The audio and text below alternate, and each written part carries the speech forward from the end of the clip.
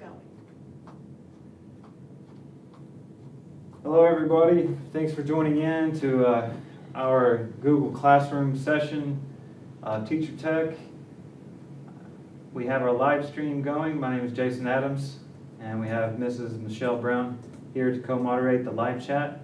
If someone would please just confirm that the audio and video is working and we are live streaming, then I will continue. No one said anything yet. There's 50 people in there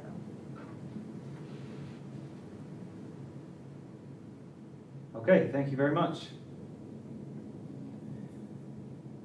Okay, so today's session, or this session, is specifically on Google Classroom.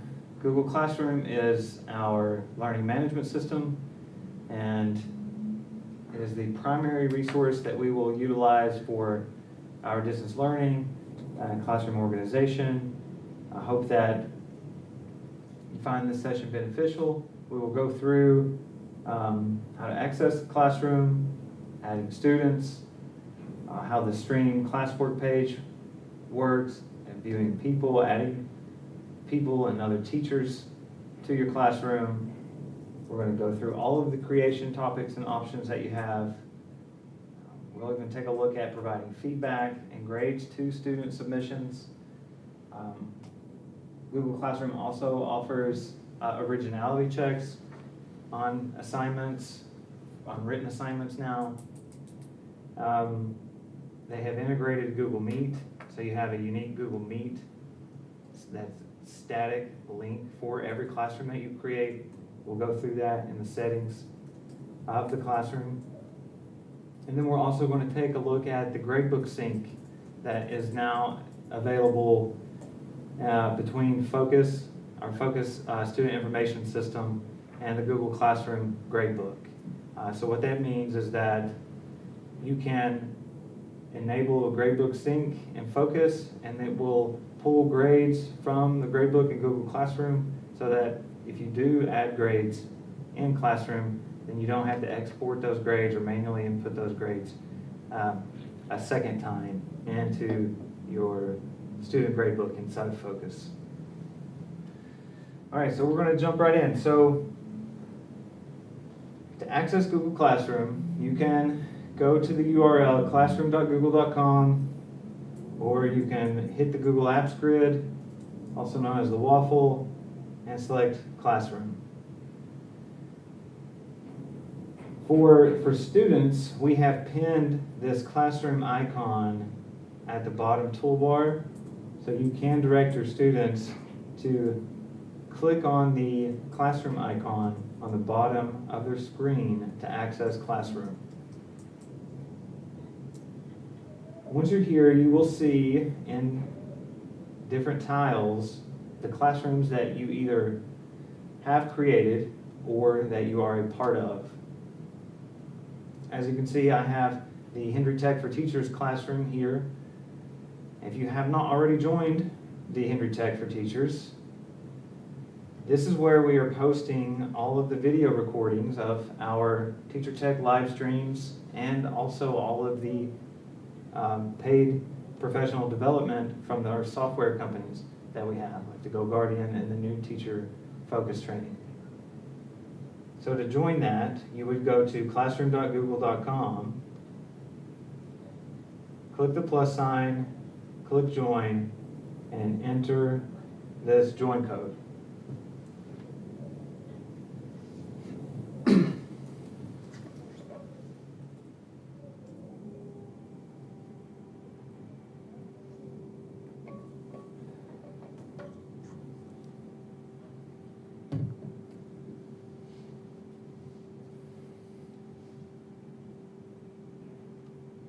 Okay.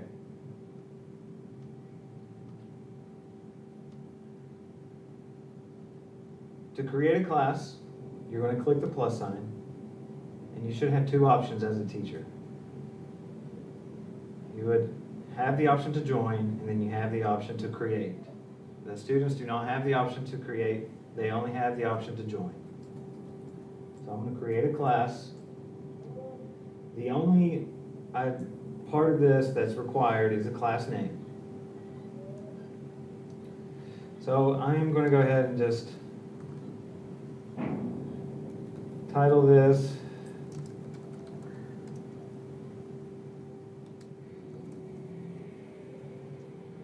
and create.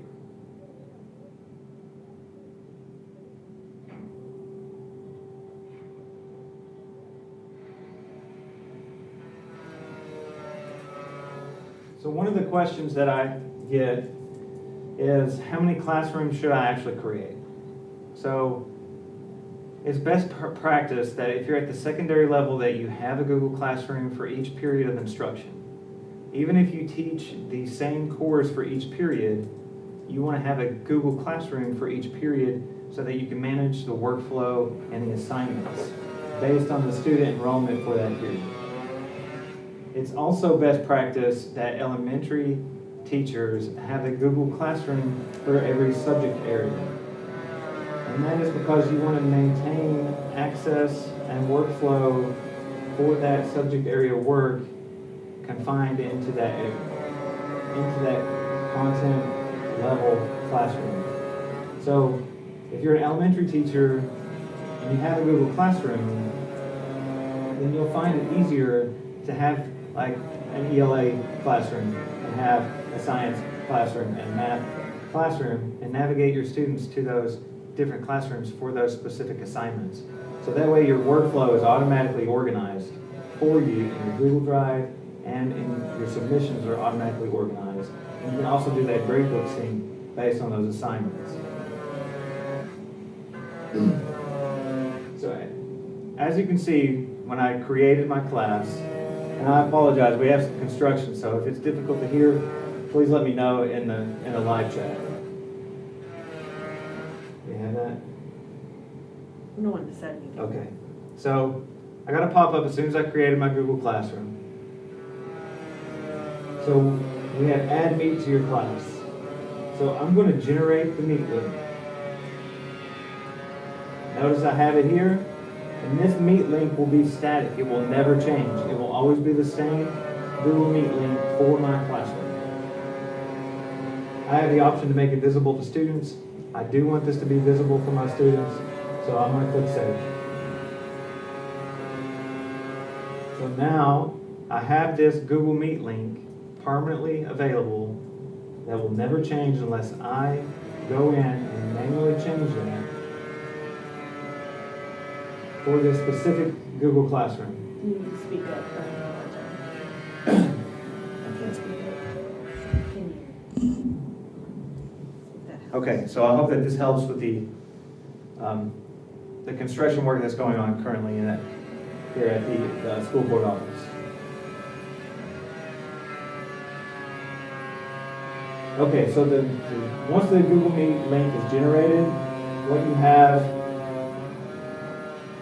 is there's some nuances with it, right? So even though that this Meet is here and available and always static, students cannot join this Google Meet unless the teacher joins it first. So that's important to remember.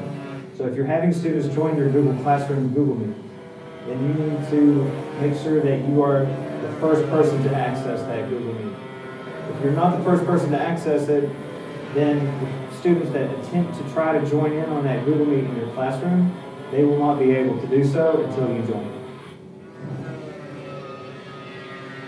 Does that improve the audio quality? They haven't said anything yet. Okay. Okay, so let's go ahead and take a look at the next one where we're going to add students to the classroom. So up top you have streams, classwork, people, and grades. So to add people to your classroom, you want to select people. So if you notice, I already went through this process with you when I invited you to join the Tech for Teachers classroom. So you can do that exact same thing for your students. So there's two different ways you can do this. You can go, invite students, and then you can begin to type the email addresses of your students in. It will auto-populate. For example, just like in your Gmail, it's going to give you the list of people to add, and you can click on those people and add them, and they will receive an invitation, email notification that you've been invited to join the classroom. And then they also, when those students land on their classroom landing page with their classes, they will have a semi-transparent classroom icon tile that will allow them to click and join that classroom. I find the easiest way to do this is to provide them with the join code. So through whatever preferred mode that you have, communication that you have, whether it be with the upcoming Remind app, or through email, or Class Dojo, or whatever system that you have in place, if you want to share out that classroom code, then you can do that. So the classroom code is made available small underneath students. You can add teachers or administrators as teachers into your classroom so that they can jump into your Google Classroom. They can see work, follow progress, assist you. If you have a support staff that needs to have access to classroom work in order to help specific students, etc., then you can add those teachers and administrators to your classroom. If that's one of the requirements of your school administrators, then that is how that is accomplished. Also, if you're to get that big display of the join code, that is in your settings view. And you just go down here to where your class code is, click on the drop-down arrow, hit display, and it will give you that big display so that it is clearly visible on whatever screen you're presenting. Someone said that you can invite through Focus as well.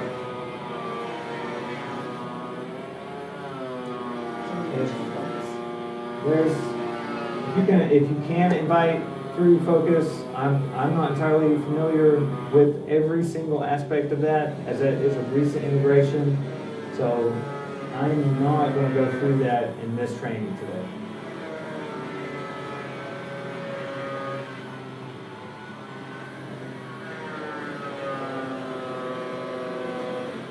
They do have to make sure that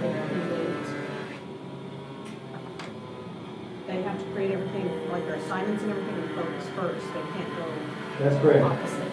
Whenever we do get to the gradebook sync, I do have a little video to show you that shows the specifics on how the gradebook sync does work, as the grade book assignment has to be created in Focus first and then synced to the classroom.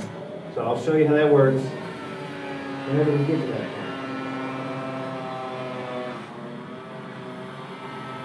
All right, let's take a look at Stream. So in the original Google Classroom, you didn't have the classwork tab. So the Stream classwork organization that you now see in the classroom is a recent update. It happened maybe about the second semester of last year. The Stream is designed to be kind of like a social media channel for your classroom. It is not a place for you to post assignments, to create any kind of classwork, because the Stream is designed to be a fluid landing space for notifications, for discussions, for announcements, etc. You should look at the Stream as a communication channel and an announcement, a place to post announcements and to communicate with your students, and as nothing more. The purpose of this separation in classroom was so that you could begin to be more organized in your assignments, and students wouldn't have to continuously scroll down your Stream and look for assignments that were due.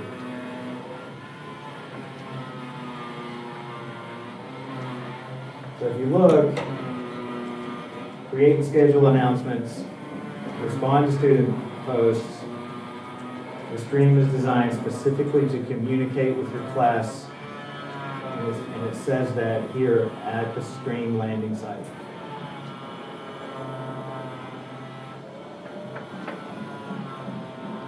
Whenever you do create announcements, You can schedule posts, which is great. You can schedule assignments, you can schedule everything you want to in Google Classroom. So you can also select multiple classrooms so that you do not have to post to every single classroom. So if you're one of those teachers that have the same content 6 times a day, well, you don't have to create 6 separate assignments for those 6 different classrooms. You just have to make sure that you actually select every one of your classes that you want that assignment to go to.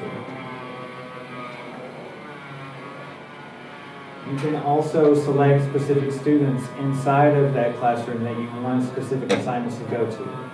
So if you had differentiated instruction designed to meet specific IEPs of 504 plans, then you can do so privately inside of your Google Classroom by selecting those assignments, selecting those students, and assigning those specific assignments to those students.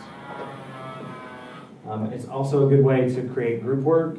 So you can create group 1, and then you select the students from group 1, and then you assign that work to group 1, and etc. for group 2 and 3 and 4. So let's take a look at classwork. Classwork is where the bulk of your material, and your lessons, and your activities and assignments, and your discussion boards and questions, and the bulk of all of your work in Google Classroom will exist. And all of this is heavily reliant on your organizational skills and how you use these topics. So the topics are how you organize all of your assignments. So let's say if I'm going to do Unit 1, I can begin to create modules inside of my Google Classroom. So I'm going to create 2 different units just to show you an example.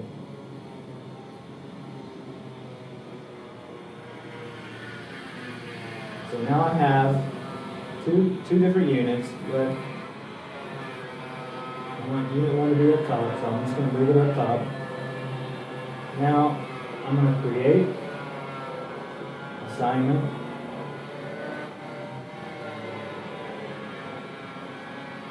Okay.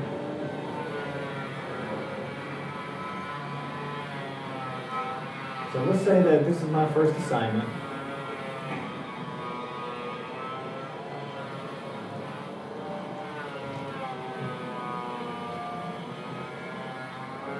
I have the option to add items directly from my Google Drive. I can add links from the web. I can add files from the local device that I'm working on. And I can add URLs directly from YouTube. Okay, I also have the create option where I can create docs, slides, sheets, drawings, and forms directly from inside of Google Classroom. So let's say that I'm going to add from my Google Drive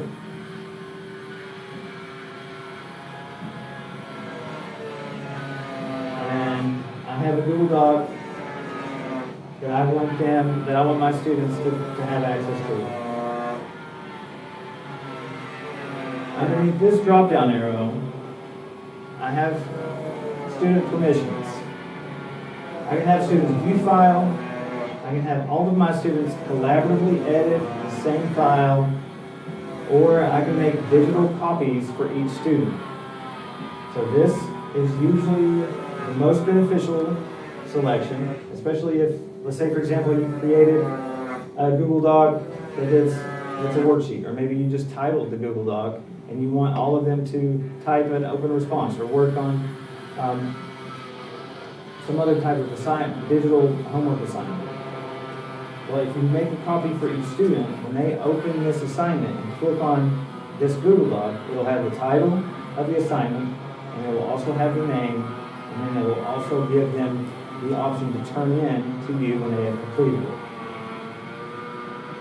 So, once you've created this assignment, you need to make sure that you select the topic so it stays organized.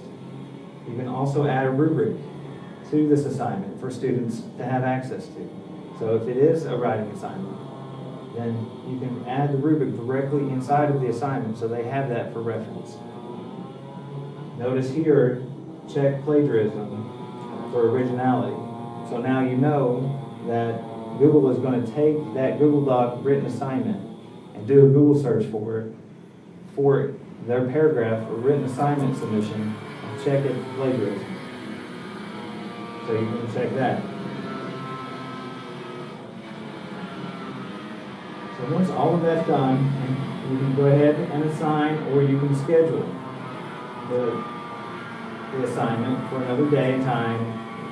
Or if you want to add more resources to it at a later time, then you can always save it as a draft.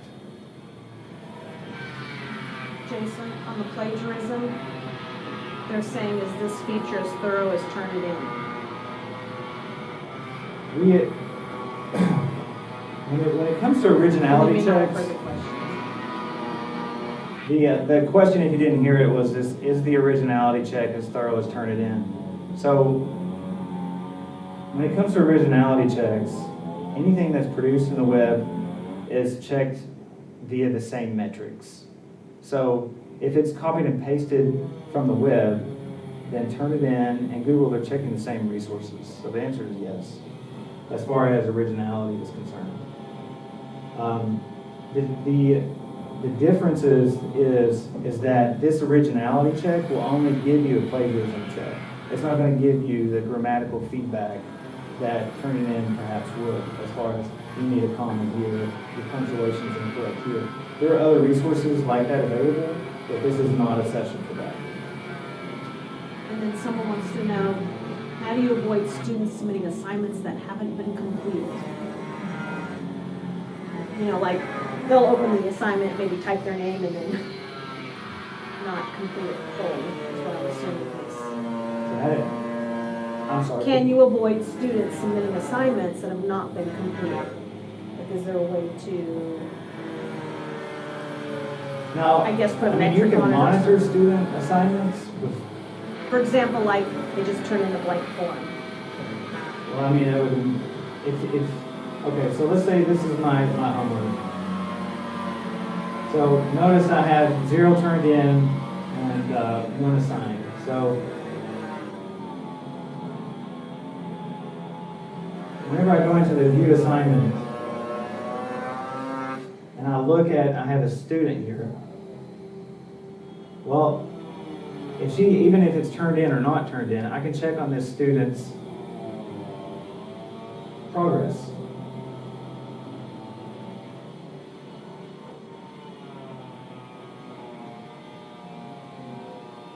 So no, you cannot stop a student from turning in a Google Doc that may not meet your requirements or your standards. But you can progress monitor their submissions and check their submissions online.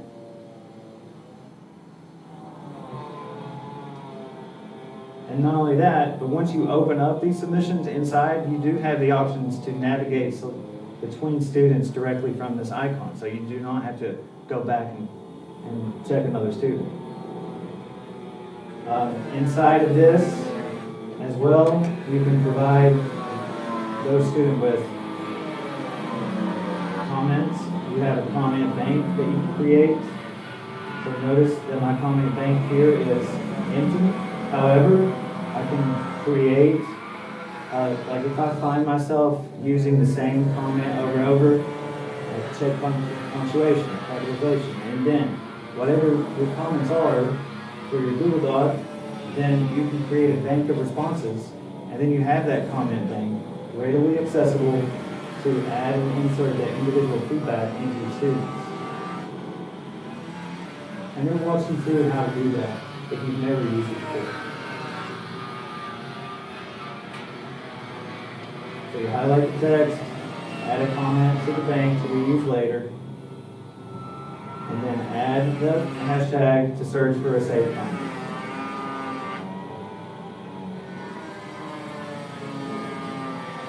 You add the bank here.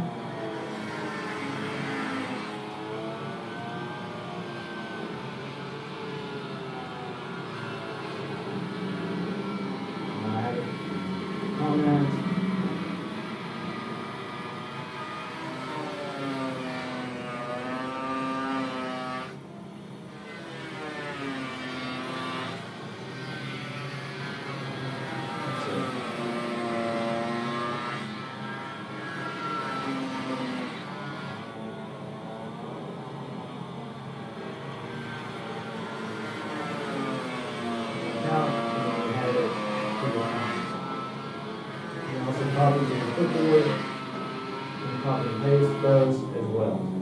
So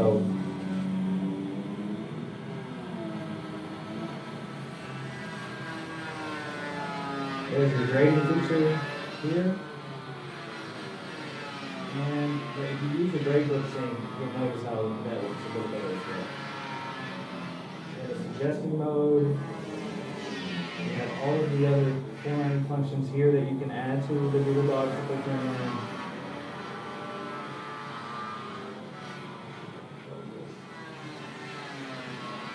And then you also still have the canning feature available as well. Which I wasn't aware of that either. So Google Classroom, one of the great things about Google Classroom is that they continuously update. So even as we continue on, you will see that throughout the school year, they listen to feedback and they will continuously update based on teacher feedback. So if you see something that you would like to have improved, then you utilize that feedback opportunity. They do listen and make changes for that. You can make private comments to the student. You can give your grade here, and then you can post. So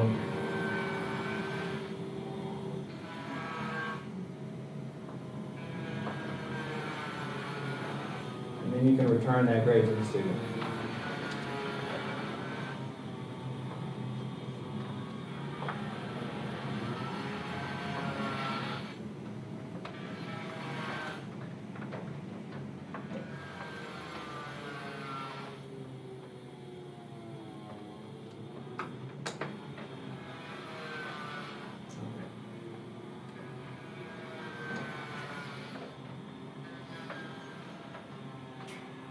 Let's jump back into classwork.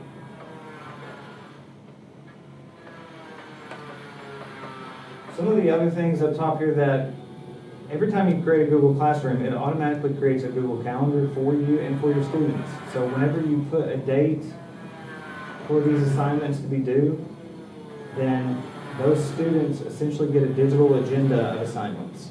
And those are available and accessible to them in their Google Calendar. So whenever they open up their Google Calendar, they will have that classroom title, and as long as you put due dates in on your assignments, then they will have that visible in their Google Calendar. Google Classroom also creates a classroom folder in your Google Drive, and then all of these assignments, etc., will be available in your classroom or in your Drive under Classroom, in the classroom name, and then all of those will be accessible there. But you can also reuse assignments. So if you go to Create, you have the option to reuse posts, where you can select other classes, which I'm probably not going to have here, but this is just an example.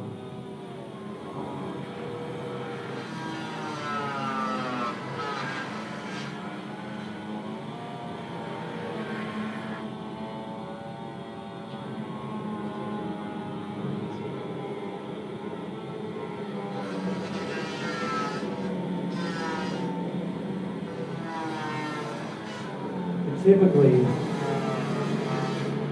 you'll have your Google classes, so like if you're not new to Google Classroom, then you're going to have all of your archived classes list down underneath the class, the teachers that were associated with, and the created material assignments. And then you can click those and reuse those and assign them to all of the classes that you would like to assign them to.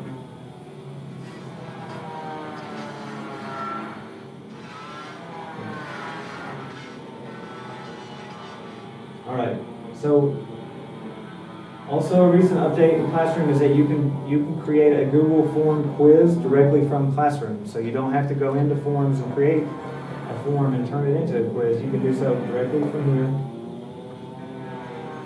You can let students know how to be evaluated. The rubric option is a new update in Classroom. So like I said, it changes all the time. It gives you the option to keep in locked mode. It's important to remember that students cannot access locked mode quizzes on personal devices. So here, I have my form, I can open it up, I can edit it, I can do grade importing, I can put in all of the same information and add a rubric. The plagiarism check will not really work here.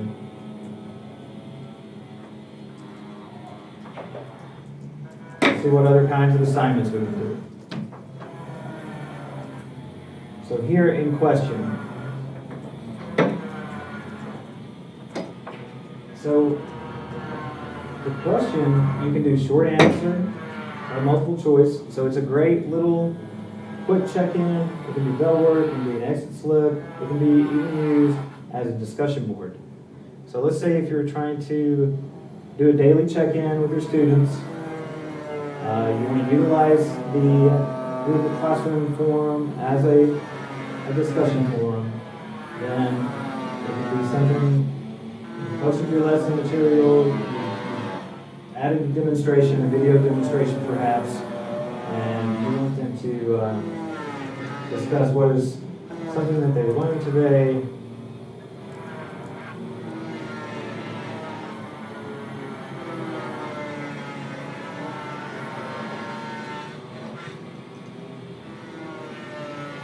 And one question you may have.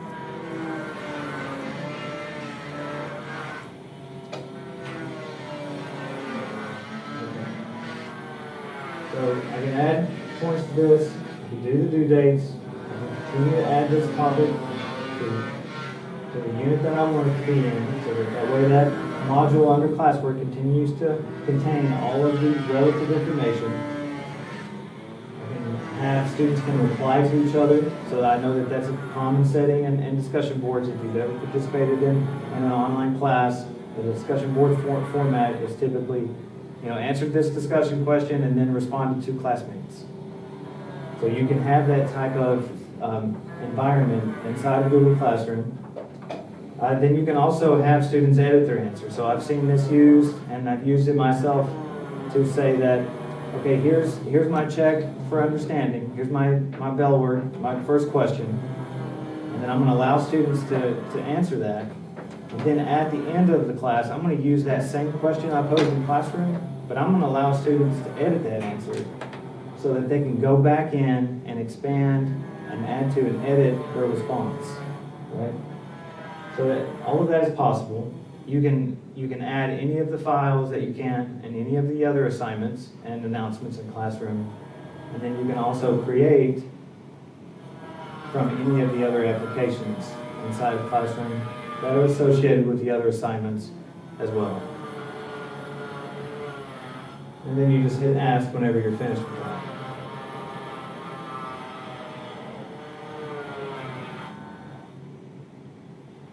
Can you just quickly show how you got to the discussion board?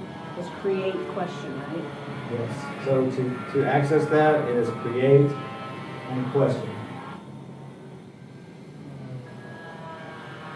So it's, even though it's titled question, it can be used for various different purposes. All right, so the next item that you can create is material.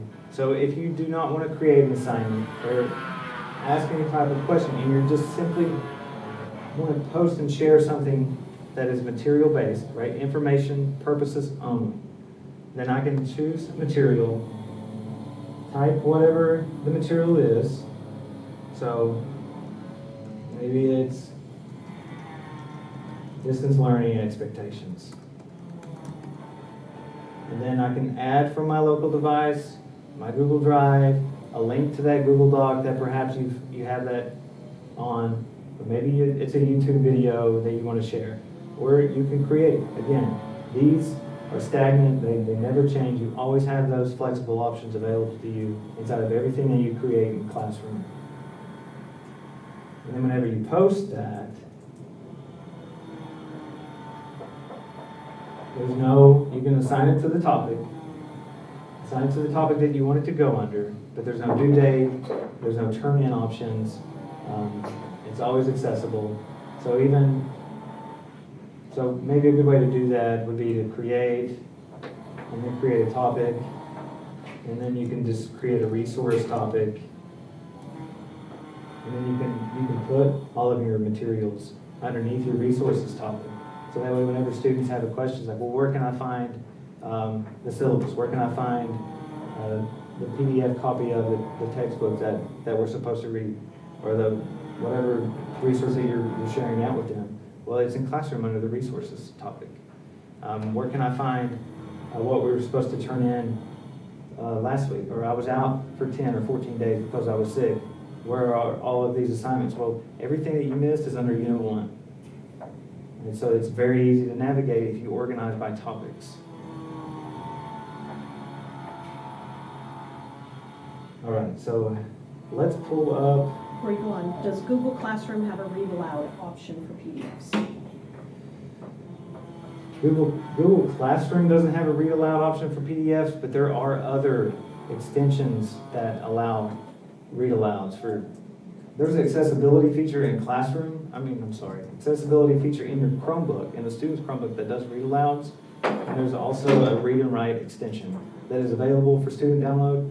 And in the hinder-schools.net Chrome Web Store collection, which is approved for download for all students. That works really well.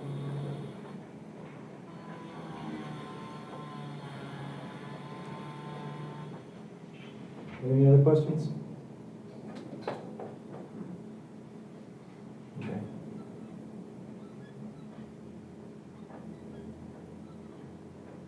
Okay. Sorry, those kind of throw me off.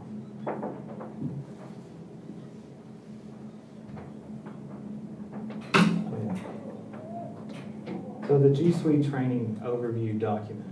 Michelle, did I share that with you? Mm-mm. That's where that gradebook sync video is. And I am not in that account.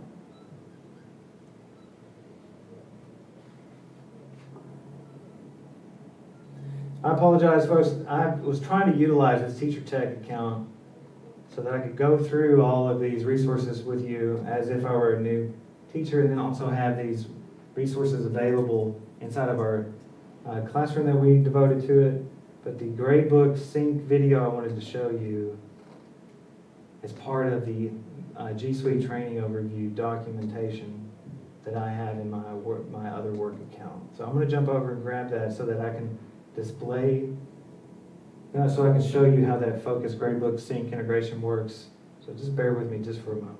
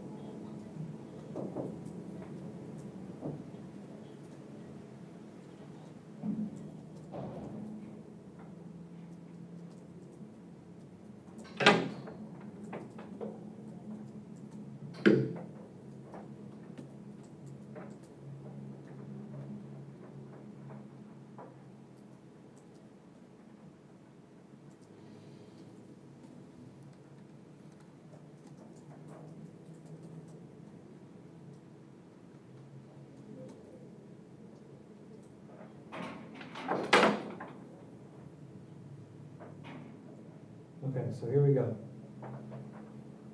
You want some questions before you start that? Sure, we have some questions. I'll answer before I begin. So, one of the questions is, why are some of the Google Classroom banners blue? I guess the colors are just randomized, Colors are randomized. so they don't relate to anything. You can change those. And then, maybe want to talk a little bit about the difference between GoGuardian and Google Classroom, because they were thinking that it seems kind of similar. Okay. So you want to just clarify that real quick? All right, so let's take a look at the first question in your class homepage. You can select the three dots. You can edit. right? So you can change the name, But etc. she says not like, it's not the color, it's like highlighted in blue. The banner's highlighted in blue. I have no idea. But you have select theme, upload photos, other customizable functions.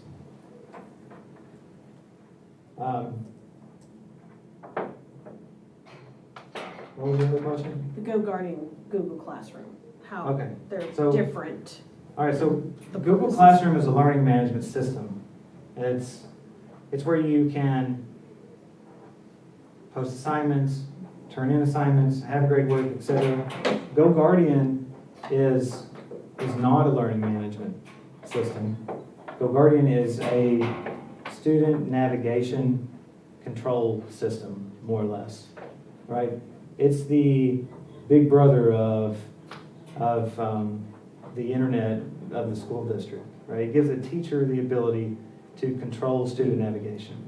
The most recent updates, if you participated, which I hope you did, in the last GoGuardian training, was the addition of video conferencing. So that is a very helpful and useful tool in addition to GoGuardian, but it does not alter the usage of Google Classroom as a learning management system. And while I can direct students to specific web pages in GoGuardian, students cannot submit homework assignments to me in GoGuardian. I cannot assign them assignments, have discussion boards, create other things of that nature, and have modules and topics and tracking and grade books and other resources that a learning management system has. GoGuardian does not have those availabilities. In fact, it works much better if you utilize both products together because they serve different purposes. Okay, so show the video. All right, so here is the Focus Gradebook integration video. Created assignments in Focus. First, we'll review how to create a new assignment in Focus and push the assignment to Google Classroom. To add an assignment, click the Add Assignment link. Complete the information for the assignment, including the assignment title, the number of points that the assignment will be worth, an assignment category if necessary, the due date, and any other fields that should be completed. Note the field for third-party system. The third-party system drop-down contains the option for Google Classroom. In order for the assignment to be pushed to the teacher's Google Classroom needs to be selected from the third-party system drop-down. In the event that Google Classroom is not selected from this drop-down, the assignment will not be pushed to the Google Classroom course and instead will remain within Focus. Verify any sections that the assignment should be added to, noting that if a Google Classroom course has already been synced to the other sections listed here, the assignment can not only be added to the Focus gradebook for each section that is selected, but will also be added to the Google Classroom course associated with the section. Lastly, please note that the only fields that will be pushed to Google Classroom include the title, points, assignment category, and due date, and that no other pieces of information set up on this Add Assignment pop-up window will be transferred into Google Classroom. When information is selected and entered appropriately, click Save. The assignment will populate in Focus as well as in the Google Classroom course. Assignments that have been added to Google Classroom will display with an icon in the upper right header of the assignment. Please note that the icon that displays in the upper right corner of the assignment, as well as the icon that displays here next to the Sync Class button, may differ by district. Let's take a look at the Google Classroom account from the teacher perspective. On the home page, we see the code that can be provided to students so that students may join the Google Classroom account via the code provided by the teacher. Below on the stream page, we see announcements of assignments that are upcoming. The classwork page contains any assignments that have been created either within Focus and pushed to Google Classroom or within Google Classroom solely. The People tab will display any students for which invitations have been sent or students who have already accepted the invitation. Finally, the Grades tab will display any assignments and the grades associated for each student who has successfully joined the Google Classroom. Note that by selecting the Classwork tab, teachers will see the assignments that have been pushed from Focus to the Google Classroom account. Clicking the three dots and clicking Edit will allow the teacher to proceed with adding and or uploading any additional files to the assignment within Google. Now that we've taken